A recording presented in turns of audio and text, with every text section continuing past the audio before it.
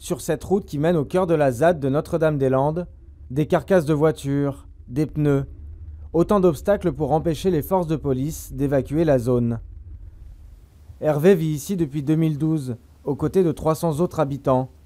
Si l'ordre d'évacuation est donné, il espère compter sur des milliers de personnes pour défendre le site. On a organisé une grande manifestation où on estime à peu près 40 000 personnes qui sont venues avec un bâton chacune, en faisant un serment, en plantant le bâton dans ce talus et en faisant le serment que si le gouvernement revenait pour expulser la ZAD, ils viendraient récupérer leur bâton pour défendre la ZAD avec. Tous les occupants vivent sous la menace permanente d'une expulsion. Alors ils se sont organisés.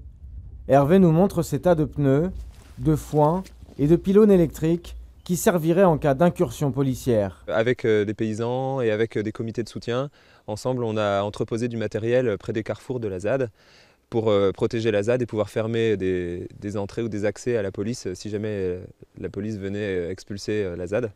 Basile s'est installé ici en 2011. Avec plusieurs camarades, ils ont créé un collectif paysan. Ils occupent cette exploitation illégalement, mais pour eux, il n'est pas question de partir, quoi qu'il arrive. On a un attachement indéfectible à ce qu'on a construit ici et on ne se laissera pas arracher l'espace de liberté, d'expérimentation, de rencontre, de brassage qu'on a construit par une quelconque intervention policière ou militaire. Si c'est non négociable, il faudra qu'ils viennent le mettre en œuvre par la force.